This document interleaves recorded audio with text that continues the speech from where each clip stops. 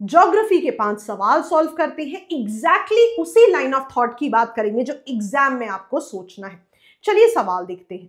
पहला सवाल कहता है which of the following do not influence the ocean currents. 4 options हैं यहां, मैं आपको दिखाऊंगी भी अभी। एनसीईआरटी का एक स्क्रीनशॉट दिखाएंगे अभी हम। तो यहां पे ऑप्शंस हैं heating by solar energy, wind, gravitational pull by sun and moon या फिर कोरियोलिस फोर्स। तो यहां पे ऐसा फैक्टर जो नहीं इन्फ्लुएंस करता ओशन करंट्स को वो है gravitational pull by sun and moon. अब अगर कॉन्सेप्ट की बात करें तो ओशन करंट्स को प्राइमरी और सेकेंडरी फोर्सेस इन्फ्लुएंस करती हैं। यहां पर हम प्राइमरी फोर्सेस की बात करेंगे जो इनिशिएट करती है मूवमेंट ऑफ वाटर। 4 फोर्सेस हैं, heating by solar energy, wind, gravity और कोरियोलिस फोर्स। अब स्टेप बाय स्टेप समझें तो हीटिंग बाय सोलर एनर्जी की बात करें तो यहां पे क्या होता है, सोलर एनर्जी यानी कि इंसुलेशन से, हीट से वाटर एक्सपैंड हो जाता है। अब ये होता है नियर द इक्वेटर, इसीलिए near the equator ocean water 8 centimetre higher होगा देन मिडिल लैटिट्यूड्स। अब इससे क्या होगा, एक ग्रेडियंट कॉज हो जाएगा जिसकी वजह से water tends to flow down the slope. Gradient यहां इंपॉर्टेंट है। दूसरा फैक्टर अगर हम विंड की बात करें, wind pushes the water to move. For example अगर हम नॉर्थ इक्वेटोरियल करंट और साउथ इक्वेटोरियल करंट की बात करें, कल भी जो मैंने वीडियो बताया था उसमें भी ये डिस्कस किया था कि ये वेस्टवर्ड क्यों मूव कर रहे हैं, क्योंकि ट्रेड विंड्स की डायरेक्शन इस तरफ है, यानी कि विंड्स का भी इंपैक्ट रहता है। तीसरा ऑप्शन देखिए ग्रेविटी, ये कह रहे हैं gravity tends to pull the water down the pipe, तो ये भी एक इंपॉर्टेंट फैक्टर है। लास्ट फैक्टर देखिए कोरियोलिस फोर्स, तो कोरियोलिस फोर्स हमें पता है कहीं ना कहीं it will make the water move. Usually हम कहते हैं कि डिफ्लेक्शन कॉज होगी, तो यहां पे it causes the water to move to the right in the northern hemisphere. आप देख सकते हैं to the right in the northern hemisphere and to the left in the southern hemisphere. तो ये हमने ग्रेविटी की भी बात कर ली और कोरियोलिस फोर्स की भी बात कर ली।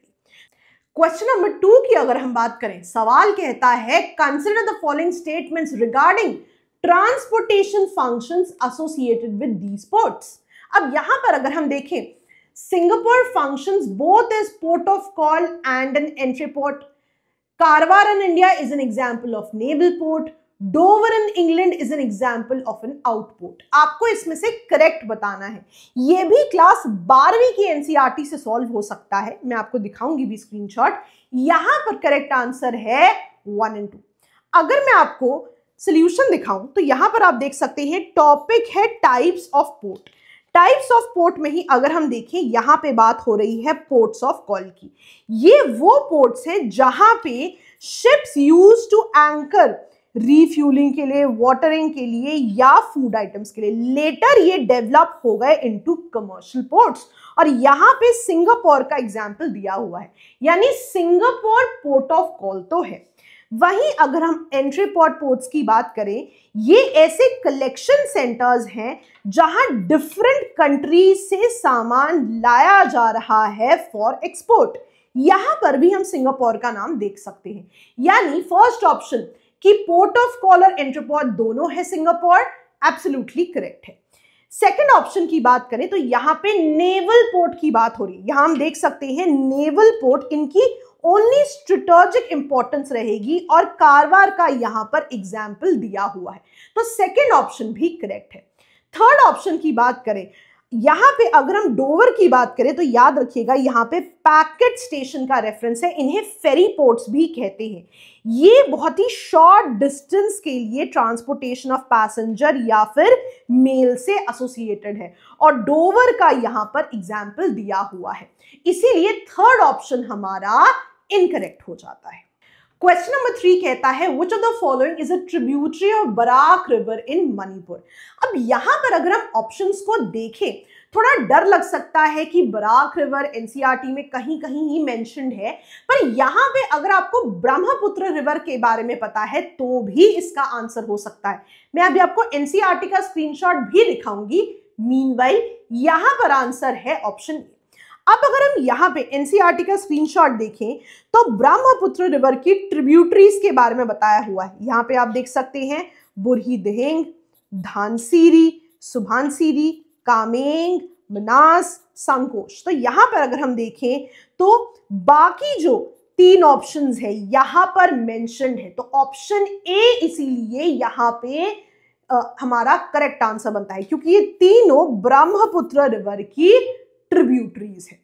तो अगर हम एनसीईआरटी पे फोकस करें तो इन क्वेश्चंस का आंसर आ सकता है।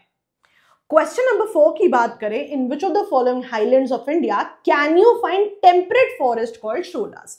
अब एनसीईआरटी में ना कुछ क्विक पॉइंटर्स है, मैं आपको दिखाऊंगी। चलिए पहले ऑप्शंस देखते हैं।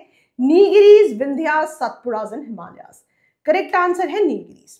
अब अगर मैं आपको एनसीईआरटी का मैप दिखाऊं तो माउंटेन फॉरेस्ट मैप में नॉर्दर्न सेक्शन में दिखाए जाते हैं, लेकिन कंटेंट की बात करें, मैंने आपके लिए मार्क भी करके रखा है, तो सदर्न माउंटेन फॉरेस्ट ये कहां कहां पाए जा रहे हैं, अब वो जोन्स भी बता रहे हैं, western Ghats, Vindhyas and Nilgiris.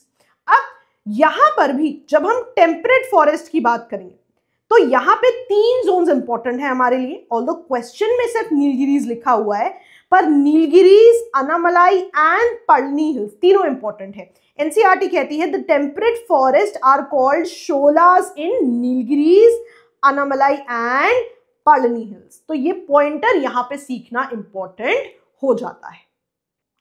Question number 5 कहता है how can one determine the relative humidity on a particular day at a given place, कि इनमें से क्या पैरामीटर गिवन होना चाहिए।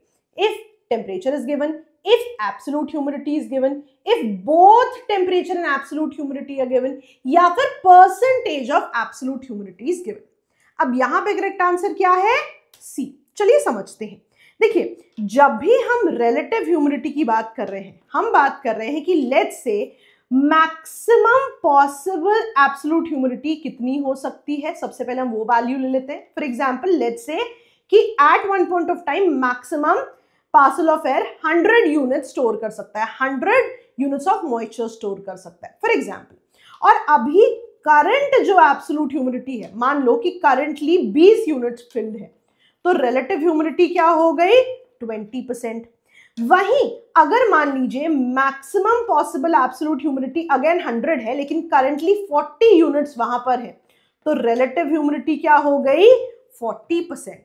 लेकिन यहां पे ना टेम्परेचर को फैक्टर करना बहुत जरूरी हो जाएगा। Of course value of absolute humidity is important, but temperature को भी फैक्टर इन करना जरूरी है, बिकॉज उससे पता लगेगा कि बेस्ड ऑन वार्म है या कोल्ड है कि कितना ज्यादा मॉइस्चर और होल्ड हो सकता है वहां पर। रादर अगर आप यहां पर देखो भी तो वही वो बता रहे हैं कि ability of the air to hold moisture ये टेम्परेचर पर निर्भर करता है। ऑल्सो अगर हम रिलेटिव ह्यूमिडिटी की डेफिनेशन भी देखें, वहां पे भी यही बोलेंगे कि percentage of moisture present in the atmosphere, उसको कंपेयर किया जाता है to its full capacity at a given temperature. तो टेम्परेचर भी इंपॉर्टेंट पैरामीटर यहां पर है, इसीलिए ऑप्शन में if both temperature and absolute humidity कहा जा रहा है। अब यहां पे रैपिड रिवीजन को आप जरूर कंसिडर करें, बहुत ही ज्यादा होलिस्टिक कोर्स है। 2 दिन में हमने बहुत ही ज्यादा इंपॉर्टेंट कॉन्सेप्ट ज्योग्राफी के डिस्कस किए हैं। Best of luck, thank you.